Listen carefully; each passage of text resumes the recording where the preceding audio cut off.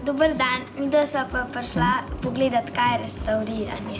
Restavriranje pomeni, da pač nekako sliki poskušamo povrniti sijaj, kot ga je imela, ko je bila narejena. To pomeni, da poskušamo nekako vse poškodbe popraviti. Kaj so pa najpogostejše poškodbe?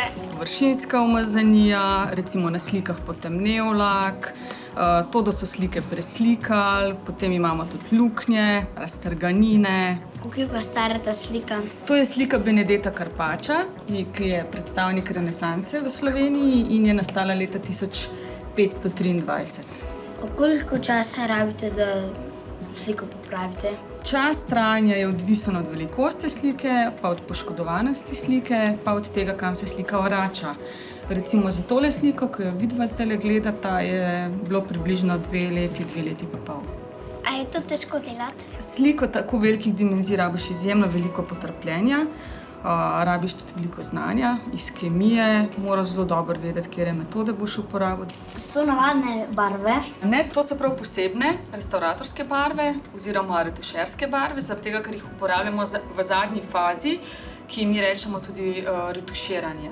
Tukaj, kot ste že sama opazili, imam paleto pigmentov in tukaj imam v bistvu paleto, na kateri mešam barve.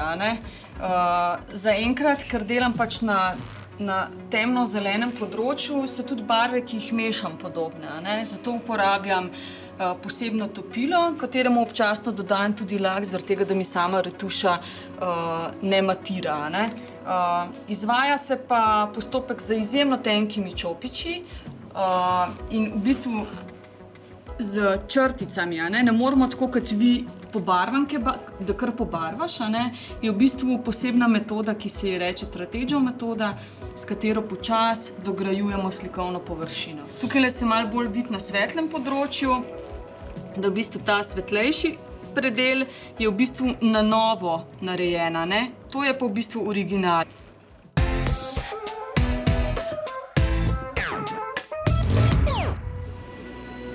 Kaj pa fen tam vzadi? Aha, to je pa v bistvu odsesovalna naprava, ki jo mi potrebujemo za takrat, kadar delamo recimo za močnimi topili, ki so za naše zdravje škodljive. Zdaj to približje? Približje, To pol srka... Tako.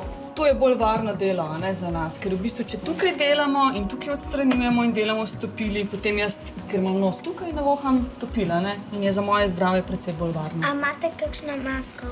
Tudi masko imamo in rokavice in haljo in moramo biti opremljeni. Kaj pa delamo tle v tem prostoru? To je pa še eden od ateljejev Štefelajnega slikarstva. In tukaj, kot vidite, kolegica Andreja trenutno odstranjuje oziroma tanjša staro lepilo iz zadnje strani slike. In to dela počasi in previdno, da ne poškoduje platna, da ne poškoduje originala. Rokavice ima zato gor, ker samo lepilo je malo lepljivo in se je lahko lep na roke in zaradi tega tudi lažje dela, plus to, da ima pač roke tudi zaščitene. Kaj dela pa gospa od zadaj? Nina pa v bistvu retušira. To je v bistvu zadnja faza, konzervatorska, restauratorska na slikah.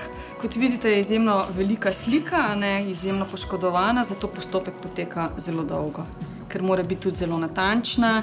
Natančna mora biti tudi pri mešanju barv, pri nanašanju barv in zato uporablja izjemno tanke čopiče. Kaj je razlika med restavriranjem in konzerviranjem? V bistvu konzervatorji in restauratorji najprej zadeve konzerviramo, kar pomeni, da zaustavimo propadanje umetnine, medtem ko restavriranje pa pomeni, da v bistvu odstranimo preslikave in dopolnimo recimo manjkajoče dele barvnih plasti.